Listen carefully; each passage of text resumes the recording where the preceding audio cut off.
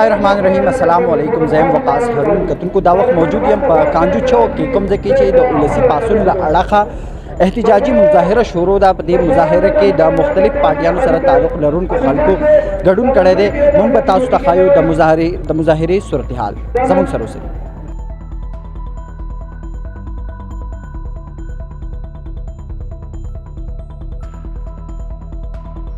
دې وخت کې زمونږ یوه غوښتنه ده چې موږ په دې علاقه امن غواړو. دا څومره خلک چې راوتی دی دا نه د وړو دپاره راوتی دی، نه څه د بل څه داسې د حکومت نه څه مطالبه کوي چې هغه موږ له راکوي، نه څه بل څه لالچ دی. دا ټول له مختلفو پارټو خلک راغونډ شوی دی او په دې علاقه کې صرف او صرف د امن دپاره راوتی دی چې موږ په امن پرېږدئ، موږ له ژوندون راکوي، ژوندون ښکلا ده او موږ په امن پرېږدئ.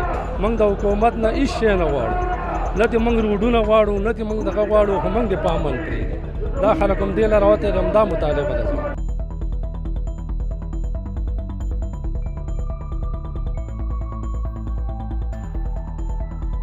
زمونږ دې خلکو ډېر تکلیفونه تېر کړي مخکې او هغه حالات به موږ بیا تقریبا چې بیا را روان دی او دا خلک نور تنګ شوي ده. هغه حالات دې خلکو لیدلی دی نو موږ هغه حالات بیا نه غواړو او د دې لپاره دا خلک مجبوره شوي چې راوتی دی.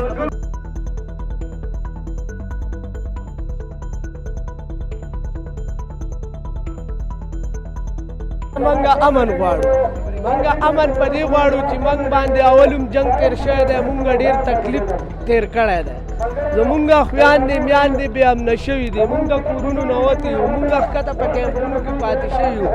مونږ د سوات د خلکو په جمع باندې دا یو اتفاق دی چې مونږ بیا خپل کورونه او دا نه خالي کوو، مونږ امن غواړو.